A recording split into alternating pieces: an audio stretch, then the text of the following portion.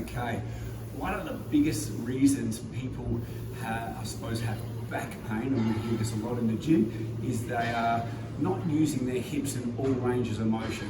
So what we have here is a great place to work and to start getting some different angles. If you want to go into those 90s for me, Crystal, so what we're going to do is we're going to start to use the hips so they can do all these funky things. Remember, your hip joint is like your shoulder. It's made to do these sorts of movements, but yet people don't train them that way, okay? So the first thing that we do is we want to get some mobility.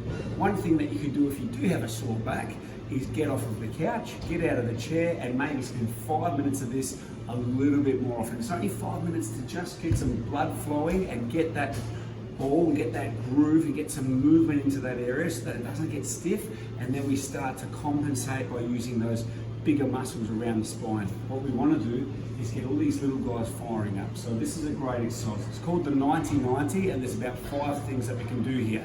So first things first, Chris is doing a really good example of what's called a windshield wiper. So we're just doing those side rotations, and then if you notice, every now and again we're going to bring our hands out of it. We're going to start to just work and find, where am I tight?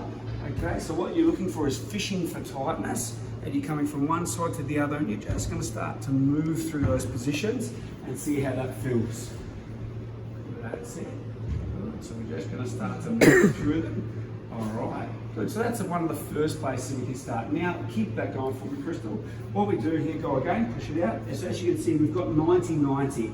So in this position, one here, one there. Now what we're going to do is, now that this is a more of a mobility movement, we're going to do a 5-second pause. What we're going to do is we're going to bring our chest towards our foot, and we're just going to wind up. So we wind up as far as I can, chest towards foot, and I'm going to go 5, 4, 3, 2, 1, and break. Good. Then we're going to go chest towards shin. Now this is what we don't want. We don't want to round out our back. All that's doing is getting you to move through your upper back. What we're looking for is hip. So we want to be able to keep our spine up, nice and straight and neutral, and then lean into that. Very, very important. And then we back that off. And then here we're going to turn. We're going to bring our chest towards our knee. Okay, that's it. Pushing the tush back. Now Crystal's got great mobility here. Keep that chest up. Good, and then perfect, leave it there. Make sure the movement's not in the back. From a training perspective, it's impossible to hurt yourself when you have a straight spine in the gym. It's when we challenge that and then our body compensates, or we give it that position, that's when we actually hurt ourselves. So we really want to get that body awareness and get movement around that spine at the right spots. And in this case, it's your upper back and it's your hip, not your lower back, okay? Good. So then we're going to do that on the other side, and you're going to repeat that. You can spend 2 to 3 minutes here in this position, and again, chest over the foot, making sure that we're keeping that out at 90-90, Crystal. So bring this out a little bit wider. Good. There we go. Perfect. Okay. Remember, no movement here, but pushing your bottom backwards. So chest over foot, chest towards shin, and just breathe each time you do that. You're going to find tension. Don't resist it. Just hold it. Take a breath and breathe into position. Good, so that's the second exercise we can do here. Okay, so we lost Crystal, but I'm still here. Let's have some fun with it. So the third exercise we want to do is go back into our 90-90 position, and I'll go side on for you. It's a better angle. So from here, what I'm going to do is I'm going to do a push-up. So this is called diaphragmatic breathing. That means we're going to breathe in through the nose, and a real simple diaphragmatic approach to breathing is 4 seconds in, we try to go through your nose, and that's just so that you slow your breath. You don't have to go nose or nasal breathing, but that just allows you to slow down and not elevate your chest. In any training, you should always breathe deep into your belly. If you breathe shallow and you think you're breathing deep, most people think a deep breath is this. That's a shallow breath, which means your chest expands and not your belly. So diaphragmatic breathing is down here into your diaphragm. What we're going to do is we're going to step right across and do a push-up. So in this position, I'm going to breathe into my belly. My stomach expands, not my chest. And then I'm going to reach into the push-up. And breathe out. And rotate a little more. Again, across. I turn and I breathe into my belly.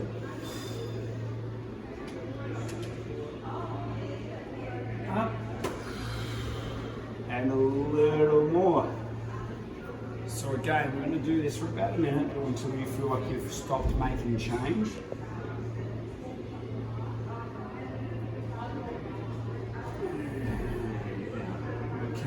So that's exercise number 3. So at this point, we've got some glue happening in our hips. We've got some movement. We're now starting to rotate. We're getting some upper body movement in our chest, and we're getting our breath back. What we're now going to do is we're just going to get some extension through our hip.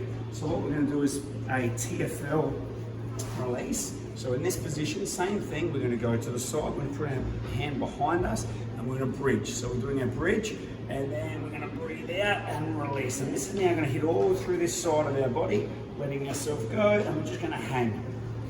And switch on the side, take a big breath in,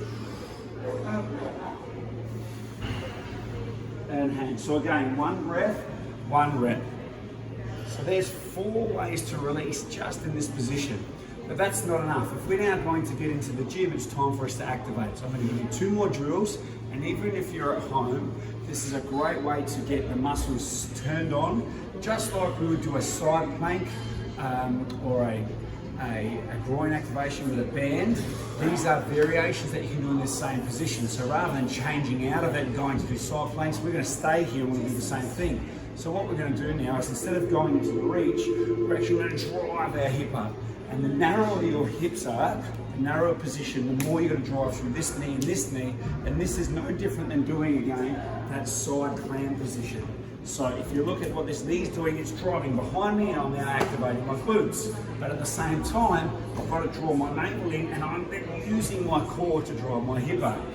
Okay, so we are doing a 90-90 bridge in this position. Okay, up and bridge. So we're going to do 10 on each side, or until you stop making change again. You start to find that's quite difficult. Okay, both sides, good. Perfect, that's exercise number 5. Again, that is for your glutes and your belly. Finally, the last one, and probably my favorite for glute medius and glute max extension and also activation over the other exercise at the moment, definitely my current favorite, is finding this 90 position and making sure your knee, hip and shoulders are in alignment. Most people are going to find that's difficult. They'll do this stuff. Then I'll ask you to lift your leg up and they'll get a cramp in the front of your hip. That is because you haven't got the extension. So if that's the case, put your hand behind you so you can go into this position, and you're going to push your foot back. So it is a 90-90 push back. You're going to lift and push, and that is going to use the top of your backside, known as your glute medius, and that's going to release what's happening in the front of your hip. So if you can, we'll go with your arms up. If you're unable, you can even come down here and practice this position. What's very helpful is getting to that 90-90 and pushing back against the wall and then holding position. This here, you get an isometric contraction and you hold up into the wall to turn your glutes on. Again, both sides are going to be slightly different. So as you can see here, for myself, I'm actually in a better position in the front, in my hip here, and I'm able to push back quite comfortably. I don't need to use my hands, and I can hold. That's telling me I've definitely got something going on. At the bottom line, I've got some stuff going on. And in short, if that's you and you are in this position, that means these guys are quite tight.